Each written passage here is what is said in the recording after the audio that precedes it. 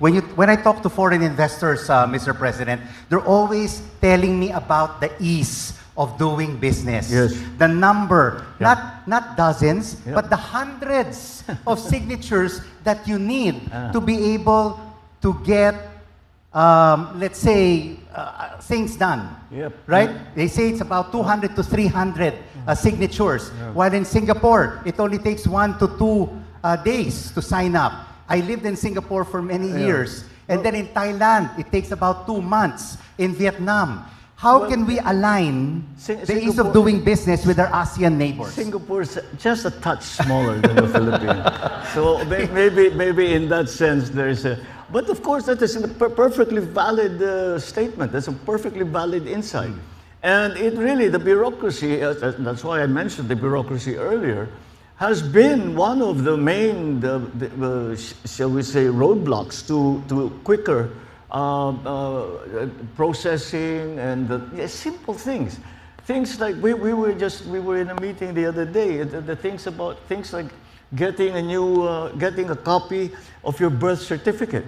Yes. And we went through the process of saying how does it go and how long does it take, and it takes a month, maybe a month and a half. Why would it take a month and a half? Because again, you have to go through this entire process, which is very slow. And it's still done by hand. The files are still in handwritten form, and so that's why we are trying to fix that, and we are minimizing now the necessary contact between the citizen and the government for anything that they do, and we are relying very much on the new technologies, on the internet. Because we are 7,600 plus islands. And it is too much to ask for somebody who is living on a relatively isolated island to find a way to go to the regional center, go to the government office there, and get the documents that they have.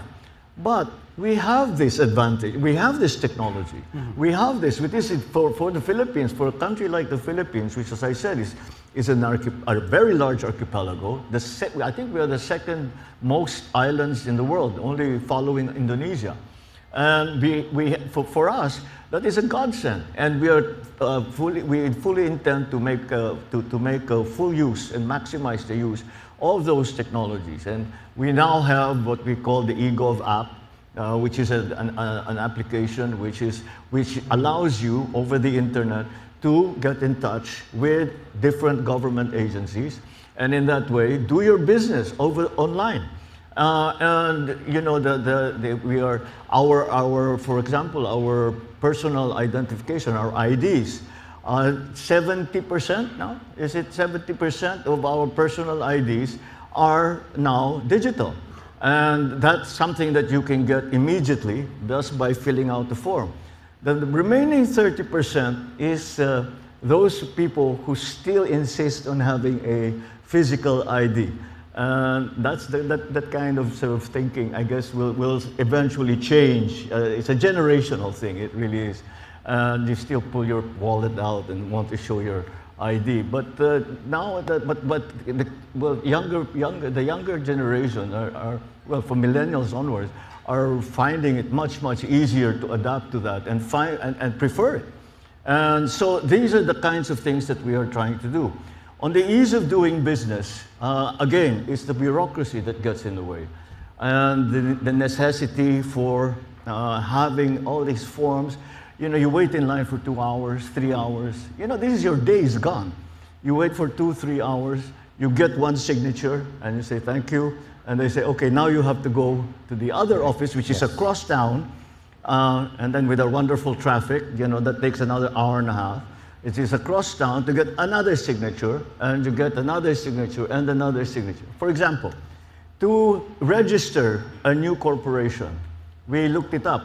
And the number of signatures or forms that you have to fill up are just ridiculous, are crazy. Our model is Singapore, because in Singapore, all you have, I think it's 2 or 3 documents that you have to go through, and they're all one office next to the other. And that's Vietnam, the same thing. And that's why they've become so successful.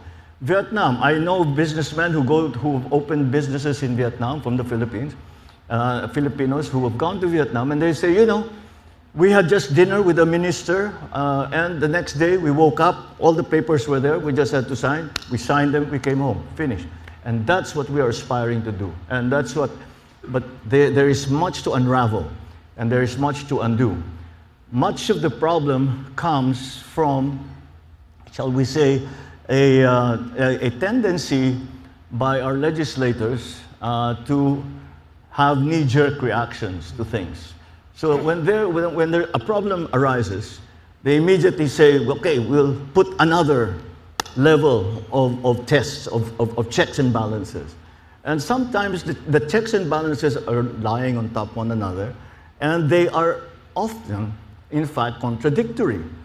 And that is, and now the bureaucrat, the civil servant, is hesitant to actually just go and just do it and get it done, because if you really look hard enough, you will find that they have violated something somewhere, some little rule that nobody really pays any attention to, that has no use whatsoever, that has never been invoked, but they are worried. And so this kind of attitude, this kind of atmosphere needs to change. That the best way is the quickest way and the most efficient way. It is not the way that will avoid any trouble, because we will not, that is not what government is about. We're not here to find fault. If, for example, you make a mistake, I'm not going to file an administrative case against you. I'm going to go there and help you and say, why was this a problem? And what can we do to make it better? And that's what we are trying to do with government. And I think in the 10 kilometers that we're waiting, maybe we're about kilometer 8 now. So we're moving, but it's coming along, but much, much, much more slowly than we would like for it to be. Definitely. We would like it much faster to attract new foreign investors into the country.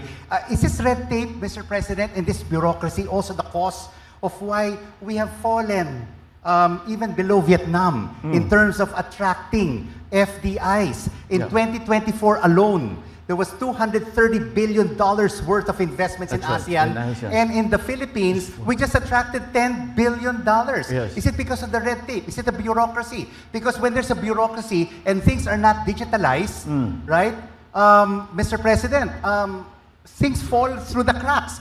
Yes. It's all about corruption. And there's that too. That doesn't help. We have developed a very strange system in the Philippines where you have fixers.